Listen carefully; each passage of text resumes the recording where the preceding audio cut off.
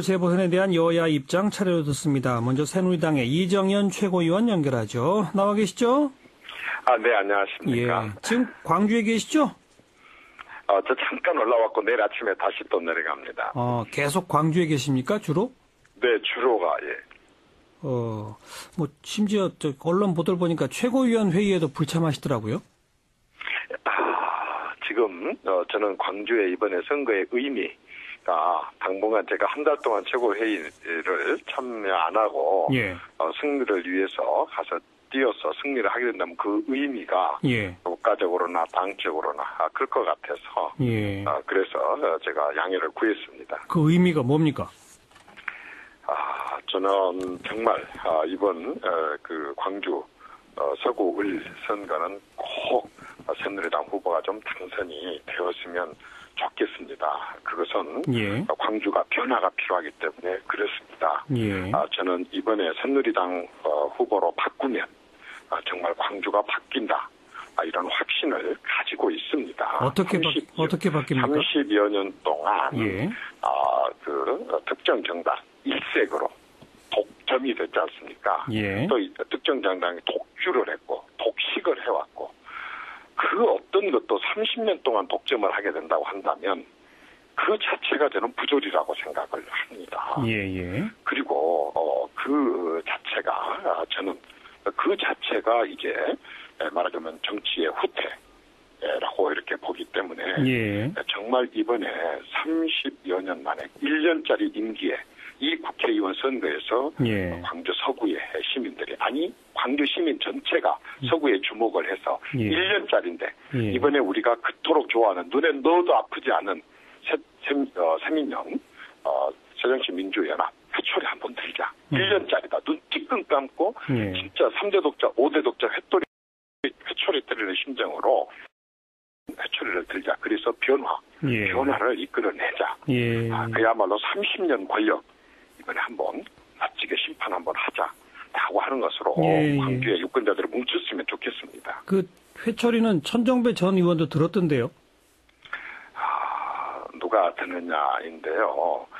어쨌든 좋습니다. 제가 말씀드리는 것은 그동안에 말하자면은 돈진 객진이 아니라 실질적으로 이렇게 30여 년 동안 배제되어 왔었던 정당의 심판의 심정으로 한번 기회를 줌으로써 예. 자신들 그렇게 좋아하는 새민영 사람들이 우리 유권자가 무섭다. 정말 유권자가 두렵다. 고개를 숙이지 않을 수 없고 더 자주 내려와서 민원 현장을 다니지 않을 수 없고 예. 그리고 지역민들의 정서를 대변하고 전달하는데 몸을 던지지 않으면 이거 광주에서도 이제 무너지는구나 하고 하는 두려움을 느끼게 유권자의 존재감을 좀 느끼게 해줄 필요가 있다고 생각을 합니다. 제가 질문한 천정배 전 의원의 출마에 대해서는 어떻게 보세요? 저는 천정배 후보님이 참 훌륭하신 분이라고 생각을 합니다. 머리도 좋고 목포의 천재 아닙니까? 예비고사 수석을 합격했던 장관도 지내시고 수도권에서 4선도 지내시고 예. 저는 제발 호남 출신의 이렇게 큰 제목이 수도권에서 치열하게 싸워서 거기에서 정말 정치인으로서 큰 정치인으로 커서 국가와 국민을 위해서 크게 기여를 해주기를 간절히 바랍니다. 그런데 그분은 경기도에서 4선을 하시다가 서울로 옮기셨다가 또 광주에서 광산에 보궐선거가 있다고 하니까 또 그쪽 기웃거렸다가 또 이번에 보궐선거니까 다시 이쪽으로 오셨습니다. 제가 봤던 천정배 의원님의 큰 제목감으로서의 천정배 전 장관님의 걸음걸이로서는 이거는 너무 아주 정말 어울리지 않은 스텝이라고 봅니다. 정말 이번에 천정배 장관님에 대해서 아깝지만 더 크게 하기 위해서라도 1년짜리 이건 호랑이가 풀을 뜯는 것 아니겠습니까? 이번 1년짜리에 대해서만은 새민년도 그렇고 천정배 장관님도 그렇고 이번에만큼은 회초리를 한번 맞아도 쌉니다. 그렇게 그런 행보입니다. 그래서 이번에만큼은 지역 발전을 위해서 또 지역 구도 타파를 위해서 모든 걸 선도를 해왔던 광주 시민답게 서구 을 주민뿐만 아니라 광주 시민들이 한번 전부 달라들어서 알겠습니다. 서구 을 한번 바꾸자 했으면 좋겠습니다. 말씀 도중에 갑자기 호랑이도 풀을 뜯는다는 얘기는 무슨 뜻입니까? 아니 우리 천정배 장관님의 경우에 예. 사실 아까처럼 그렇게 사선 의원이시고 장관을 지내시고 수도권에서 큰 제목으로 커주기를 모든 호남 사람들이 기대를 하고 있는데 1년짜리 국회의원 그 보궐선거에 나오셔가지고 전혀 연고도 없고 기여한 바도 없는 그 지역에 지역적인 솔직히 감정이 하나 딱 기댄 거 빼놓고는 무슨 명분이 있습니까? 그건 호랑이가 불뜯는 격이죠. 아무리 배가 고프다고 그렇게 할 수가 있습니까? 예. 지금 새정치민주연합이 이대로 가서는 안 된다. 야당을 개혁하고 혁신해야 한다. 뭐 이런 주장, 뭐 명분이 있지 않나요? 그건 어떻게 보십니까?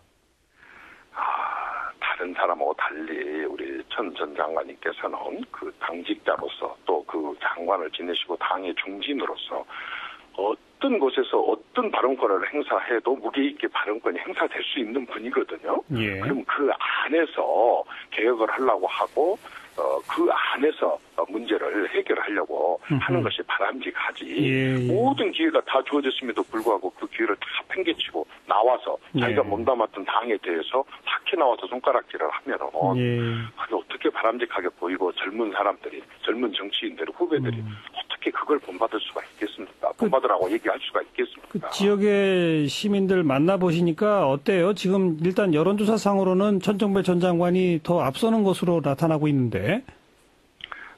뭐 여론조사고 지역민들의 여론이니까 존중을 해야 되죠. 그렇지만은 아직 많이 남았고 초반이고, 그래서 적극적인 지지층들은 또 그런 식으로 인지도도 높고, 뭐 사선을 하시고 장관을 하셨고 유명하신 분이니까 당연히 초반에 여론조사는 인지도가 높을 수밖에 없죠. 그러나 많은 시민들은 찝찝해하고 있습니다.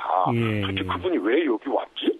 뭘 어쩌자고, 뭘 이쪽에 해준 게 있지? 이런 식으로도 하고, 또 조영태 후보님에 대해서도, 아니, 갑에서 공천이 안 된 사람을 우리에다 공천을 하고 우리 보고 찍으라고? 멀리 있는 것도 아니고 바로 옆에 지구당에다가 공천도 탈락된 사람이 보궐선거 1년을 남겨놓고 또 옆에다.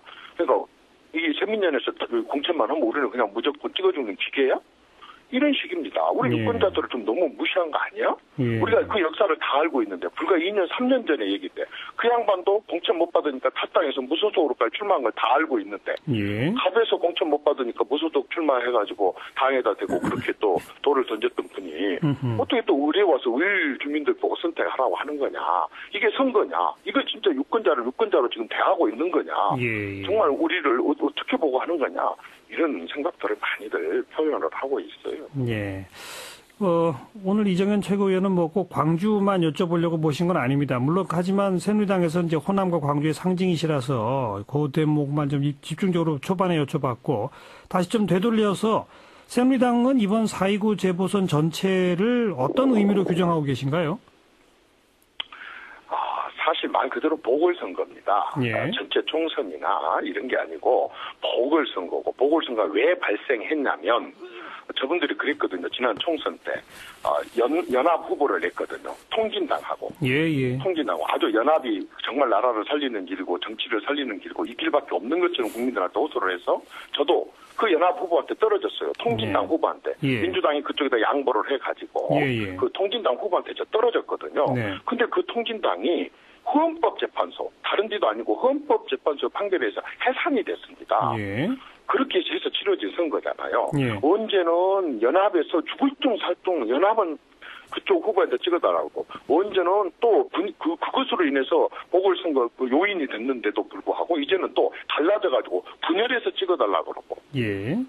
이게 또 국민들에게 이건 도리가 아닙니다. 이런 부분에 대한 심판이라고 생각을 합니다. 이것은 보궐선거이기 때문에 전체적인 게 아니고 특수 상황이고 특수 지역과 특수 상황에 맞는 거기에 맞는 심판. 한마디로 말해서 관악을과 우리 그 광주 서구을 같은 경우에는 30년 권력에 대한 30년 독점 독주 권력에 대한 심판. 이번에 한번 회초리 한번 든다. 1년짜리다. 정신 차리게 한다. 미워서가 아니다 하는 그런 의미가 아닌가 싶어요. 그리고 통진당과의 연대에 대한 또 심판이다. 그렇습니다. 또 어디 다른 곳에서 우리 이정현 최고위원이 이번 보궐선거를 문재인 대표 심판이다 이렇게 표현하셨던데 그건 또 왜 그렇습니까? 왜냐하면 지금 이제 문재인 대표님이 그 심판이라고 표현을 했었던 것은 지금 이제 공무원 연금 개혁이 사실 국민들의 초미의 관심사고 또 시급하고 많은 사람들은 공감을 하고 심지어는 서민연에서조차도 다 공감을 합니다. 그런데 서민연에서 그 대안도 늦게 내고 또 그 부분에 대해서 매우 비협조적이고 이렇게 합니다.